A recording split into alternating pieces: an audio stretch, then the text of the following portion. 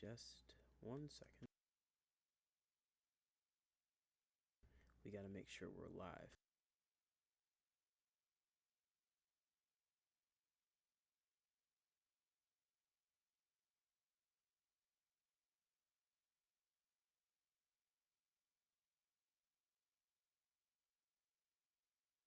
It seems like we're good to go.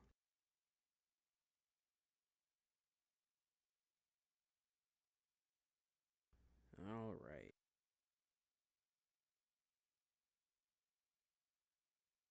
Work for me here. Come on.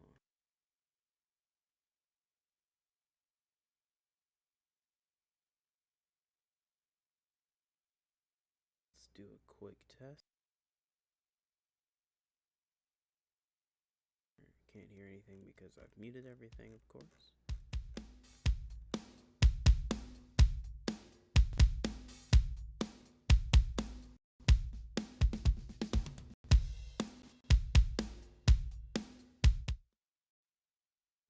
Cool.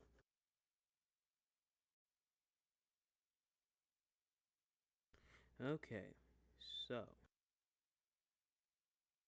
what's up, everybody? This is Craig from The Good Not Safe, and tonight I'm gonna go over a real quick um, little snippet of information here on how I use Toontrack EZ Drummer, a couple of Slate plugins, and a couple of stock Studio One plugins to mix and track out and record and mix the drums for Bayview and any of the rock tracks that I do, because I don't have a drum set in the house. But I treat it the same way as I would miking up a real drum set.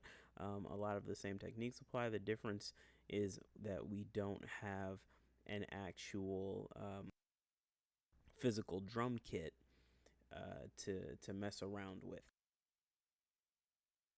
So the tricky part with tracking drums that are MIDI is that you kind of have um, you're kind of stuck in with what you've got already.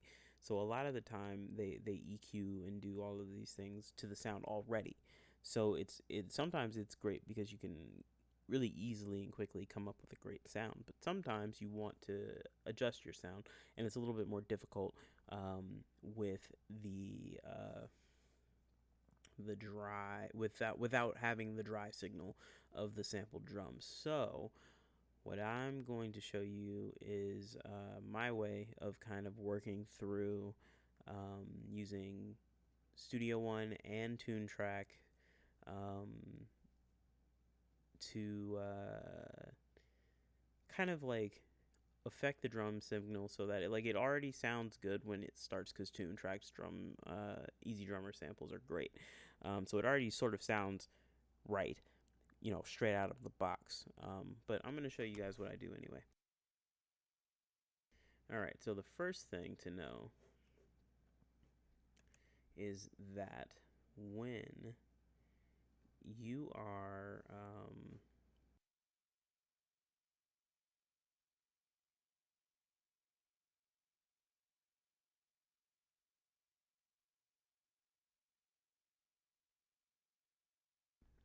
just a second.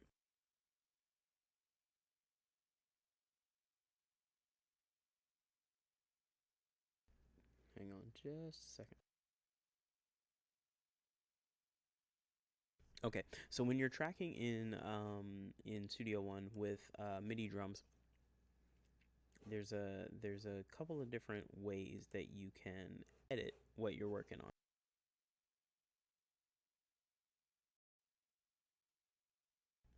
Let's go up here. Okay. Jumping all the way back to the other end of the track. I'm going to close this for now. Jumping up to the other end of the track, the beginning of the track here, I've got my little drum loop. You won't be able to hear anything yet because I haven't lifted up any of the faders, which I will do in just a moment. So, there's two different views for editing drums in Studio One 4.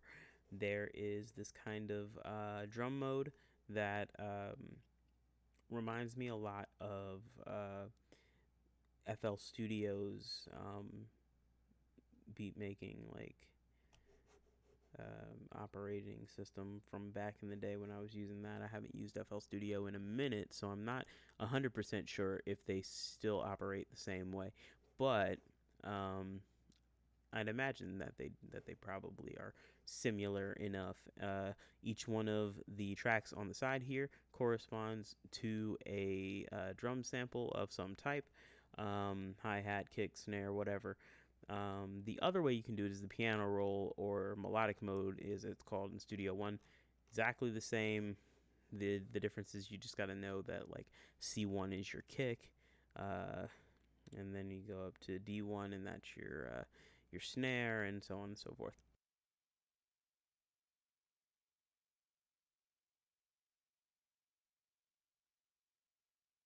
Okay, so let's start mixing.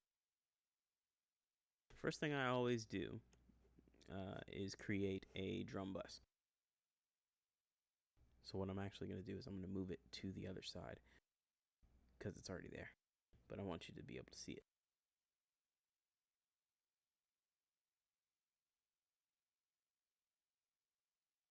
Gonna uncheck the keep bus channels to the right thing so that I can move it.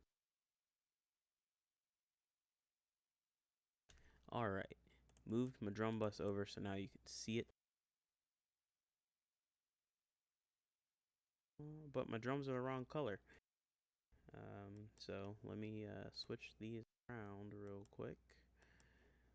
Voice is gold, drums are purple. Andrew Seps said that drums are purple, so that's good enough for me. All right, so now that we've got the drum bus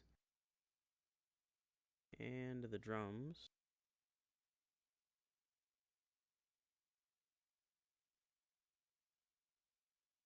let's make sure they're the right color first. Boom, there we go. Now that we've got the drum bus and the drum, I'm gonna make my drum bus a different purple so that I can differentiate between the two of them. I'm going to slam down a virtual mix rack on the drum bus because a lot of the time that's all that I really think that the Toontracks need, is just a little bit of basic drum bus editing, because I'm not gonna add a whole lot of compression or EQ to any of the individual pieces because they already sound really good. So rule number one is get a really good sounding recording or a really good sounding sample, and then you don't have to do a whole lot of extra EQing to the track because it already sounds good. So that's a major key. The better your stuff sounds out the gate, the better off you'll be.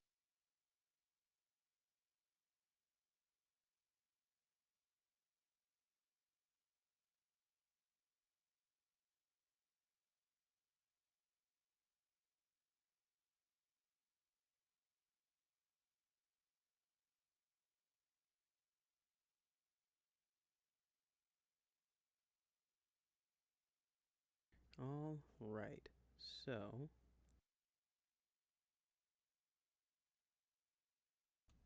I'm waiting for my computer to behave.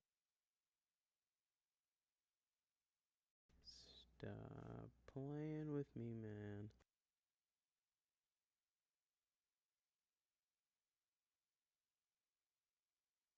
Come on.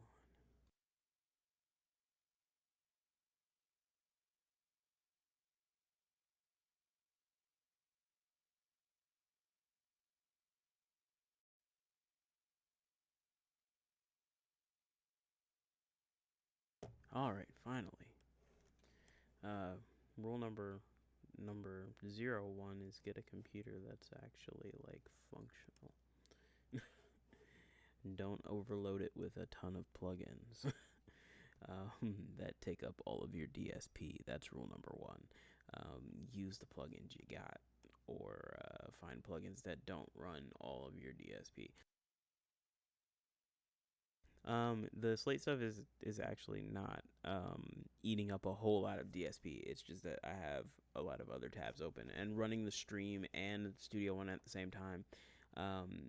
In real time is not the wave. So next time I'll have everything together. I thought I did, but I was mistaken. So it is what it is. You get to see all this stuff happen in real time and see me try to fix it. Okay. Can we see the instruments? Pull it.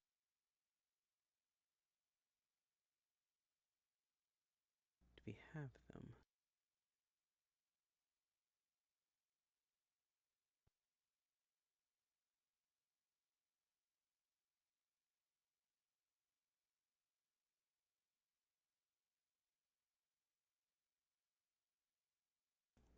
Okay. Why isn't it showing up? Hang on just a moment, you guys. I've got to figure out why my stuff is not showing up the way that I want it to.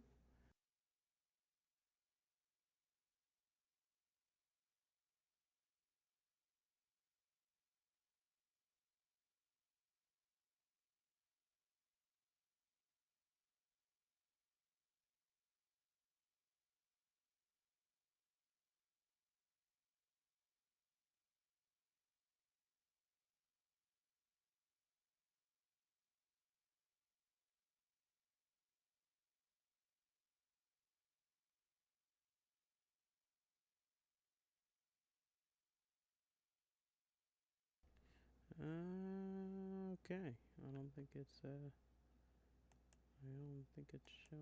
How do I? Aha! Got it. All right. Learning all this stuff as we go. Let's see. Okay, I'm gonna move that around a little bit so you can see everything that I'm doing here. Catch my cursor, make sure that I can.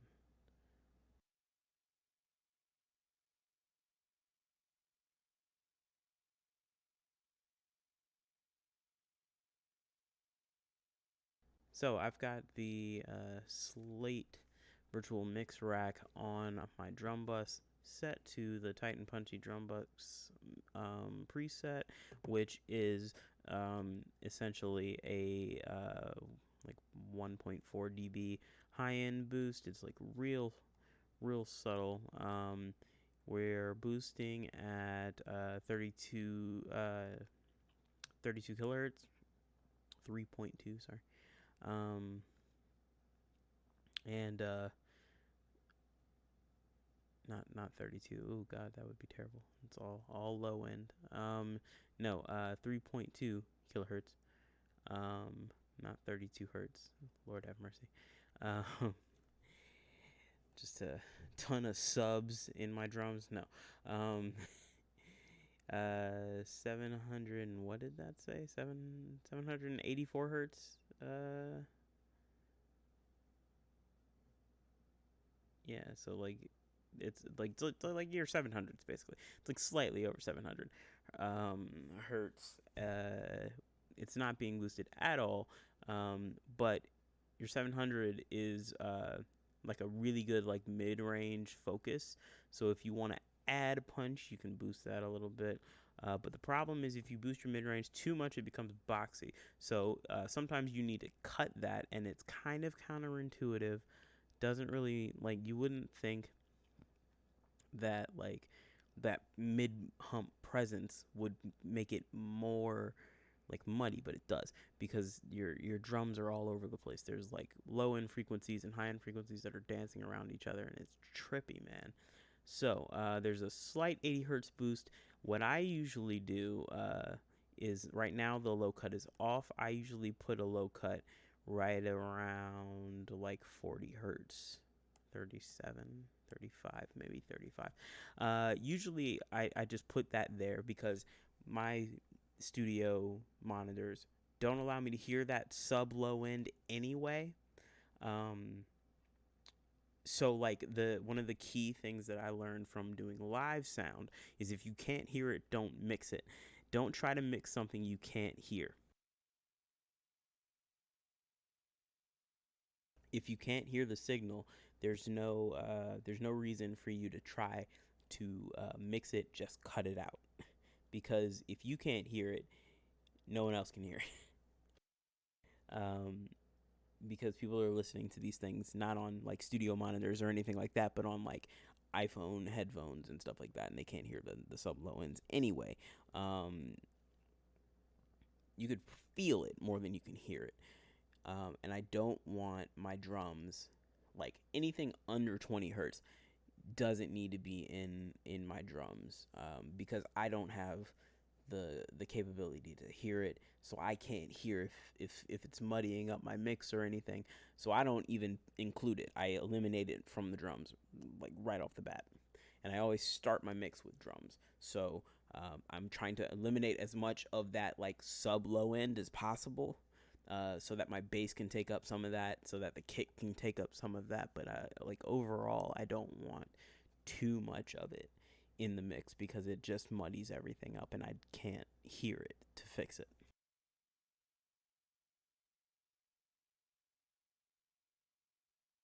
So here we go. Um, Perfect, and it worked. It looks like, so that's good. All right, let's start mixing some drums. All right, so the cool thing about the Toontrack, let's get off. Go away. There we go. Ah, no, it was working.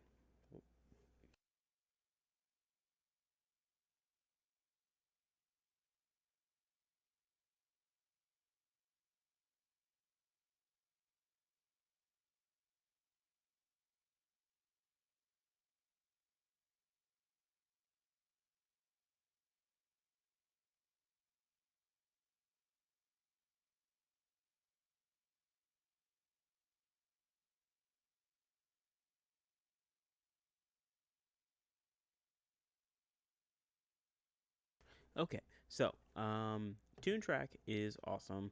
The Superior Drummer is probably like the best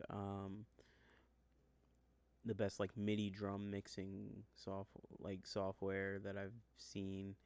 Um, but it's also mad expensive. So here we are in EZ Drummer, because the technology is the same and they all sound great. There's it. I don't think that there's a drop in sound quality between EZ Drummer and Superior Drummer. I think what it is that EZ Drummer takes out a lot of the options that come standard in Superior Drummer. So you could do a lot of this MIDI, like this mixing stuff that I'm going to do down here at the bottom, in Superior Drummer itself if you had it. I don't have it, so I'm going to show you the mixer that comes with EZ Drummer real quick. Let's see. Can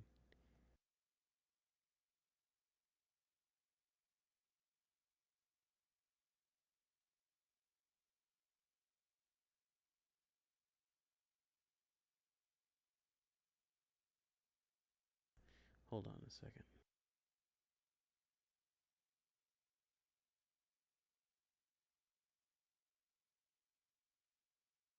It won't show what I want it to show.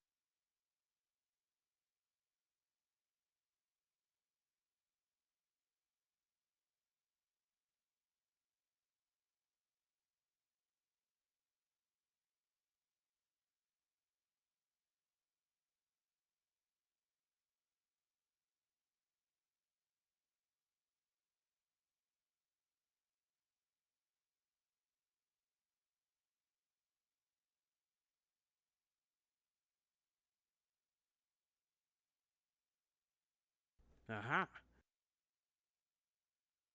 Now show it to me. There we go. Oh no, is it cutting in and out? There we go. Okay. Wait, no. Why is it doing that? Oh god. Okay, how about now? There we go.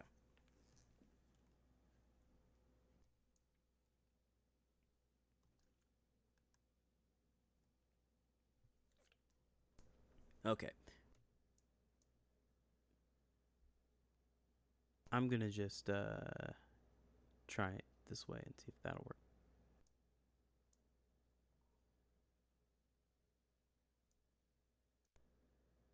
Okay, so I've got to figure out my hot cues here. Okay, let's take a look, and we'll see. Oops, sorry about that. Okay. So the mixer in EZ Drummer is pretty cool because it gives you all of the options for all of the drums right up here. You've also got a master bus compressor, reverb, and bleed in this particular patch. Not all of the patches have this. It depends on which of the MIDI patches you're using. I love the pop punk kit. It's my favorite. I use it all the time for everything forever. But I've got a couple other ones, metal one and alt rock one, post rock one. So sometimes I'll blend drum kits up, and I'll show you that in a second.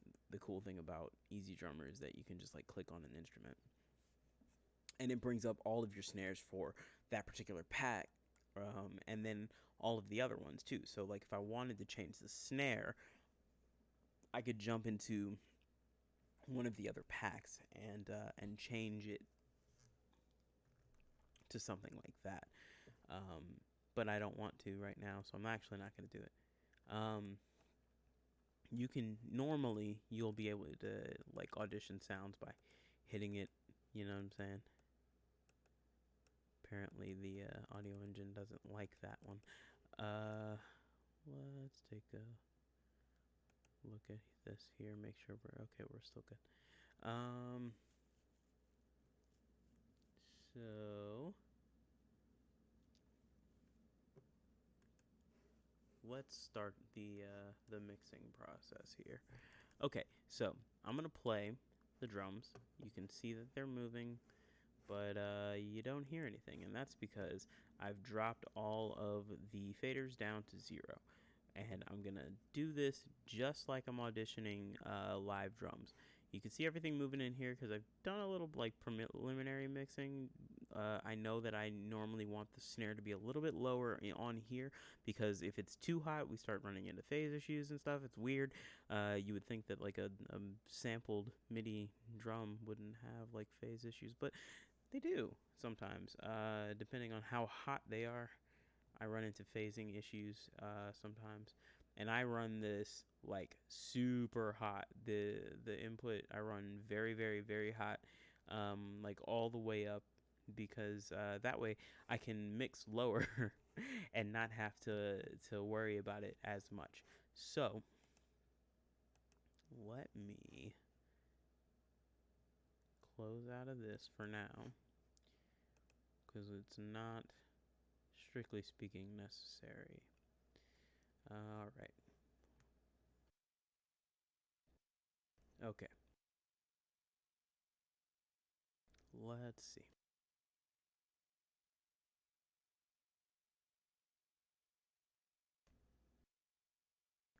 Can we yeah, no. I know the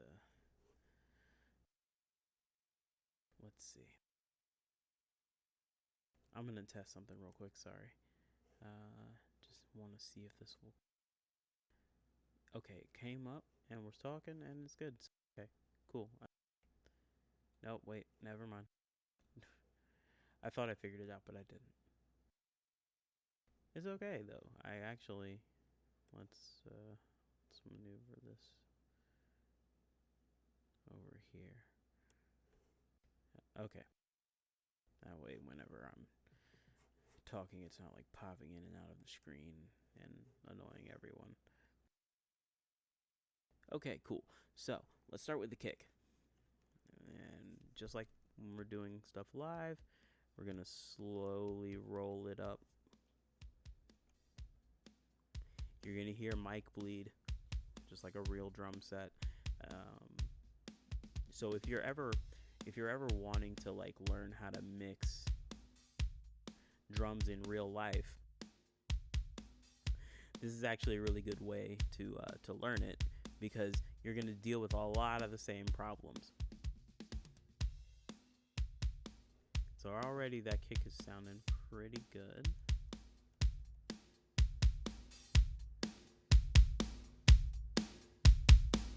There we go.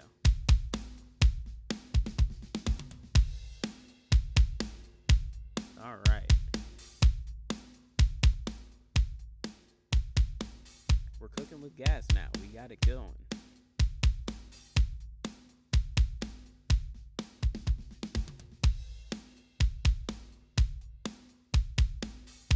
Sounds good. I'm not going to do any EQ to any of the pieces of my drum kit yet. So let me turn off the mix rack.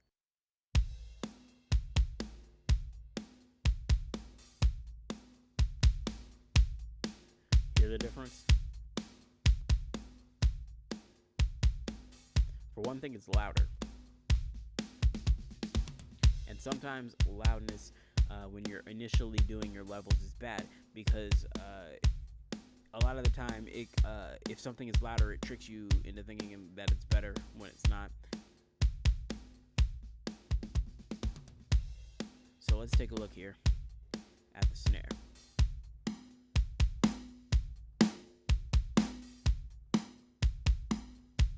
Hear that weird phasing issue?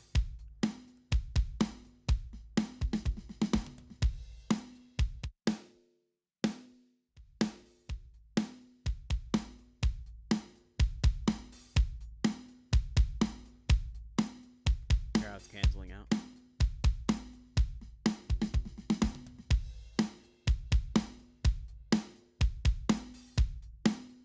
So we can sort of fix that. Let's turn it down.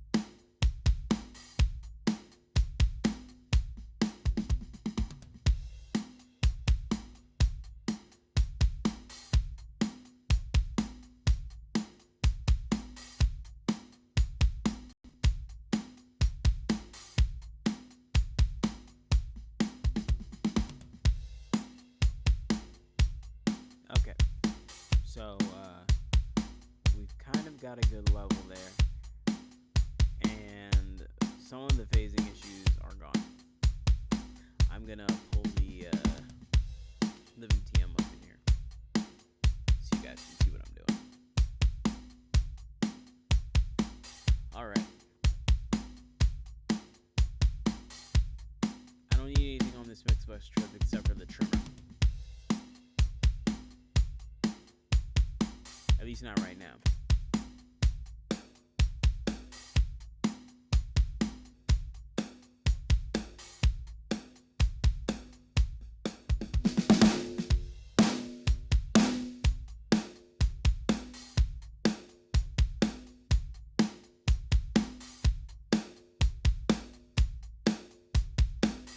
So what I'm doing right now is basically I am messing around with the little trimmer module here.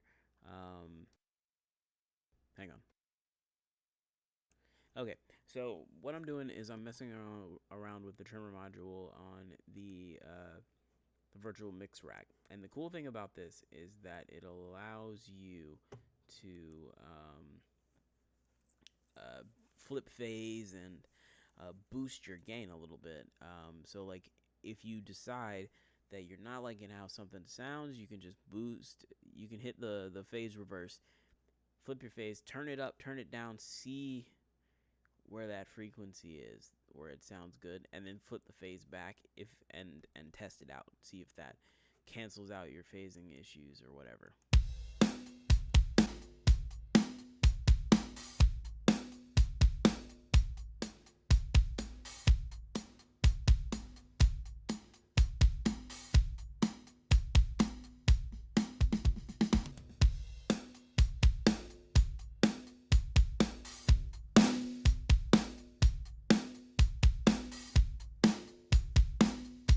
There we go.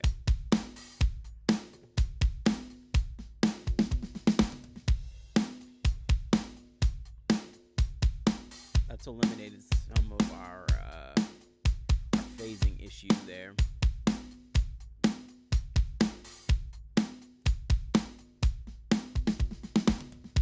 Let's work with the hats.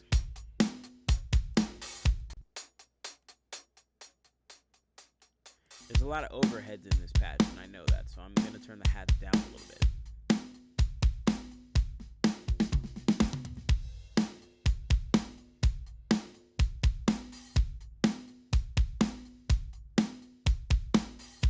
Let's wait for the toms to come back here.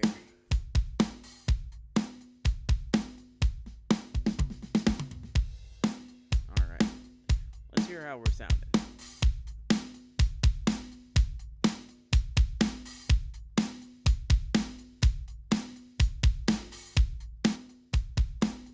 Not bad. I like how it's sounding. Let's add some room. So there's two different sections that'll control room ambiance, and that's your overheads and your room.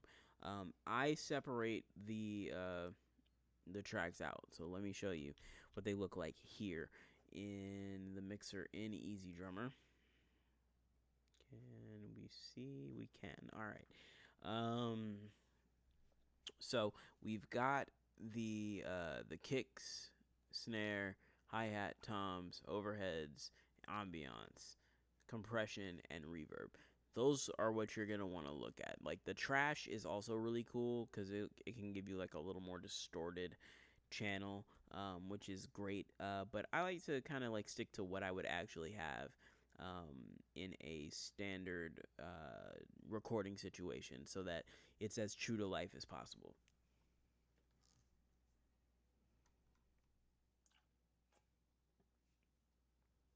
Right, so let's take a look here at what we're working with. There we go. Now we're cooking with gas. You can hear fans blowing in the background. That's how you know it's hot. All right. That's distracting me. Let me turn that down a little bit. Okay. So ambiance, overheads, compression, and reverb are going to be the big important parameters for getting the actual like room drum sound. Another way you can do this, if you don't have like if you're recording real drums, or if you have and you don't have a room mic, or if you're using a patch and like don't like how the room mic sounds, or you don't have a room mic included on there. Some of these don't, which it's weird, but like they'll patch it in. Like if it's dry, it doesn't have anything on it except for the actual tracks. So you can create a drum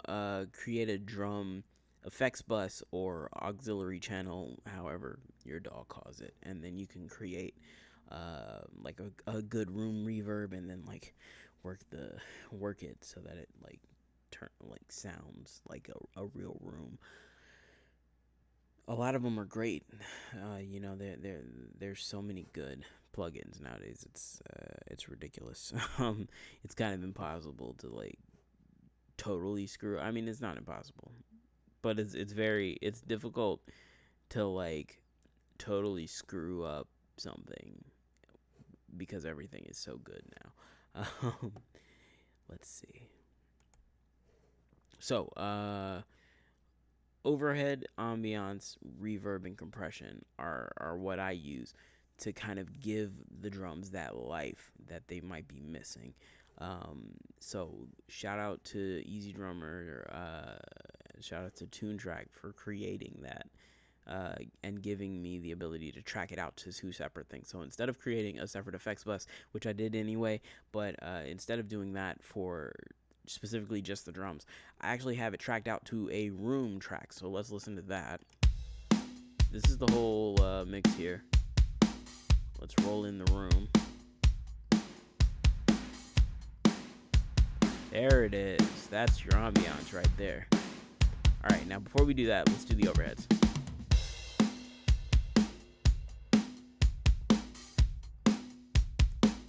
Good. Now we can roll the snare down a little bit.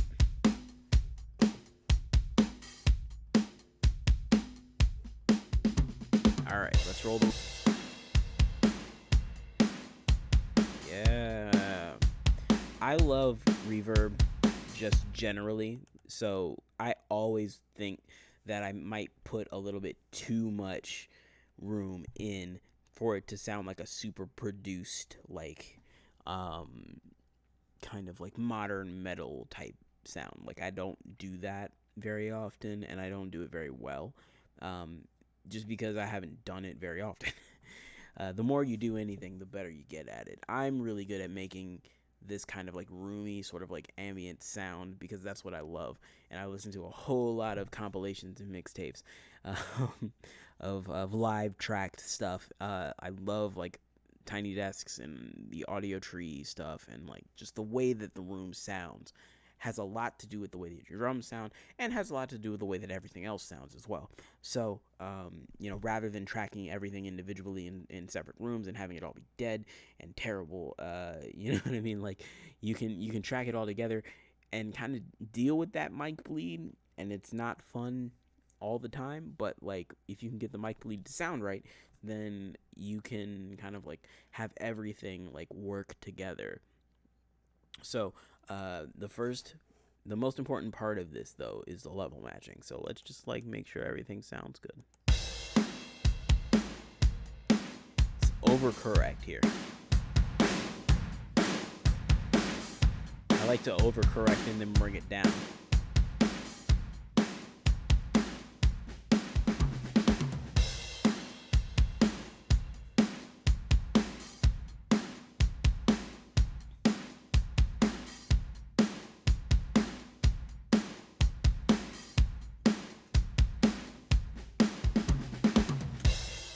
Yeah, I think I like how that sounds a lot. What I'm going to do is I'm going to roll the snare and the hi-hat down just a hair. I'm also checking my levels here to make sure I'm not peaking. We're right at -12, which is a lot of these plugins, their sweet spot is like right at -12.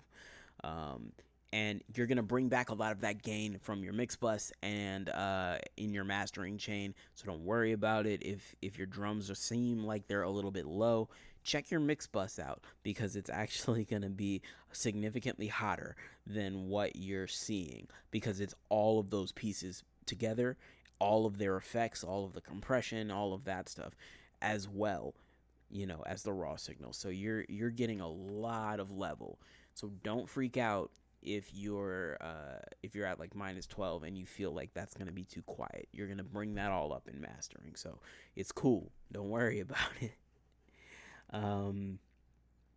Yeah, so let's do some EQing. First things first is we're going to go straight to the drum bus. And the reason I do a lot of my EQing and drum and compressing on the bus level is because a lot of the time when I'm tracking, I have a very limited amount of DSP on my computer, and the Zoom recorder that I use as my interface only has 8 monoline in mic preamp channels. I've got two stereo channels, but one of them is as a sacrifice to the Lord of the of the computer, so that it can actually play back my audio into my mixer, out of the mixer into my my amp and into my headphones. So you know, it is what it is. I end up with only having 10 stereo tracks, or 10 tracks rather, two of which are stereo, as opposed to having 12 stereo tracks, or 12 tracks, four of which are stereo, which is really like two tracks because they're stereo. Anyway, regardless of that, we're looking at this. I was showing you guys earlier that the good thing about the Slate system is that a lot of their presets are pretty good for what I want out of my drum sound. Like the tight and punchy preset kind of has me covered because I want that low end, but not too much of the low end. And that's why I keep that low cut on. I want to be able to like dirty it up a little bit. Maybe I want that compression like to be really like it's a 4-to-1 ratio, with a threshold at -10, or +10, -10, right? Yeah, right, right. Is it -10? Yeah, I'm tripping. Yeah, it's at -10. A relatively slow attack, which is weird. You know, like I just really like how it sounds.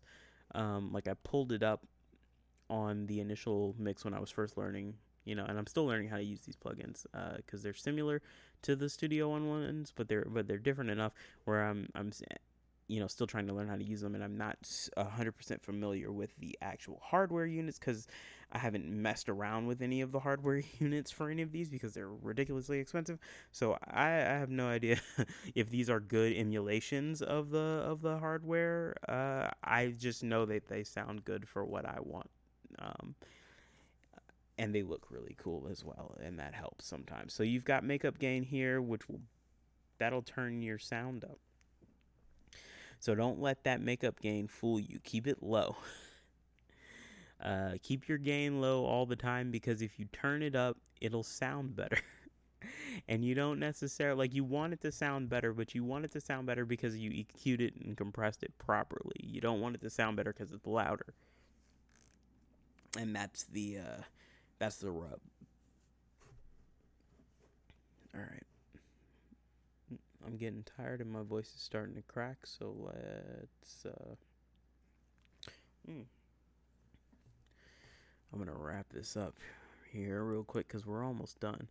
Because really, like I said, I do a lot of my EQing on the bus, so I'm gonna shut up for a minute and just listen, do some EQ tweaking, and you guys can watch the faders and watch how everything like moves, because my voice is starting to hurt. So I'm gonna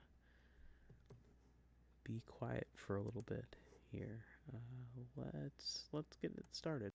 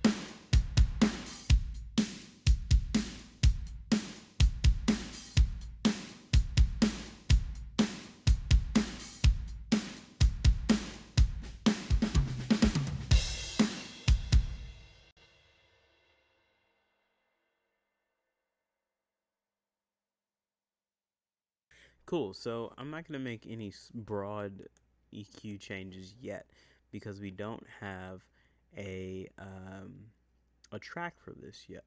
So I'm just going to jump in here real quick and grab something in the right general tempo. Let's roll this down to 120 and grab like this little chorus piece of something. I have no idea. This is just like a little indie rock thing. Let's see how that sounds.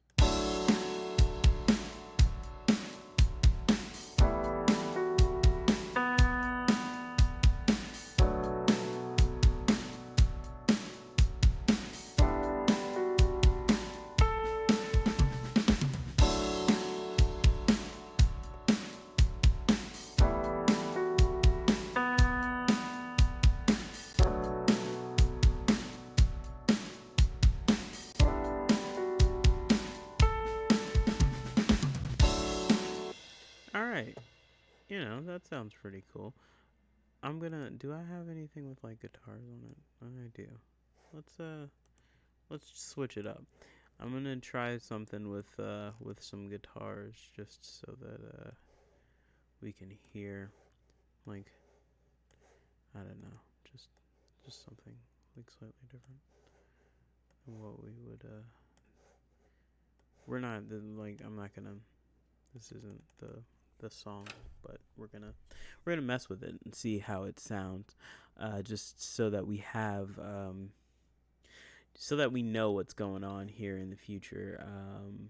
I'm gonna like find some stuff and maybe write to this little drum loop so we can expand it a little bit more later, because we are running short on time. Let's see. Yep, got about 10 minutes left. So let's just play what we got here.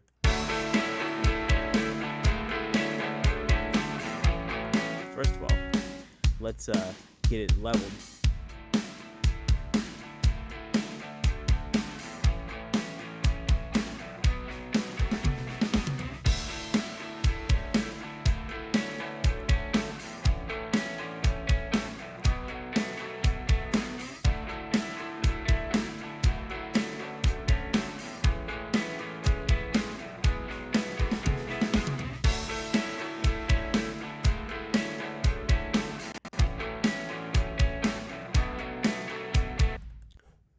Actually sounds pretty good.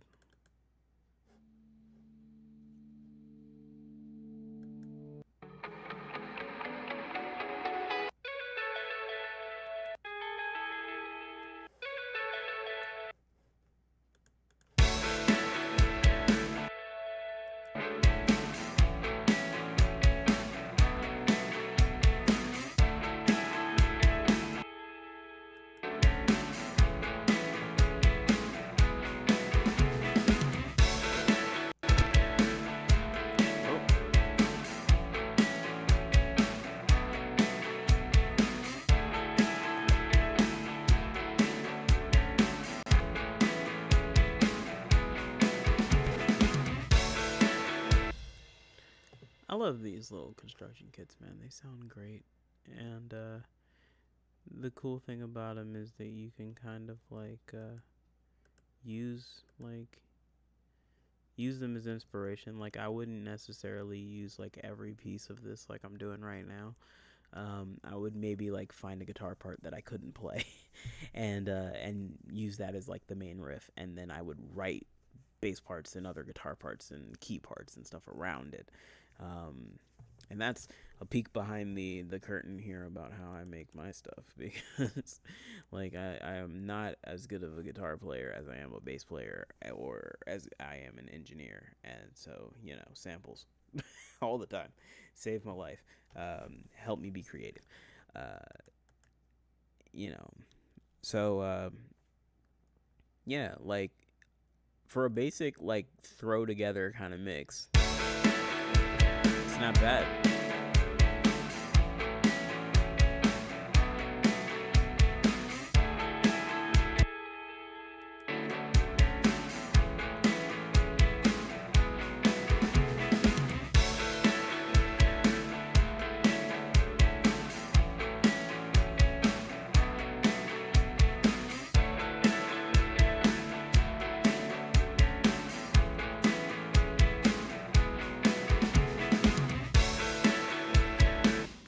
I'll go in and I'll write a bass line to that and do some more level matching and stuff and see where that goes. Maybe I'll write some key parts to it or something as well. I don't know. We'll see. But yeah, thank you guys for tuning in and for watching. Bayviews is coming out May 30th. The SEFC issue 2 magazine is out right now.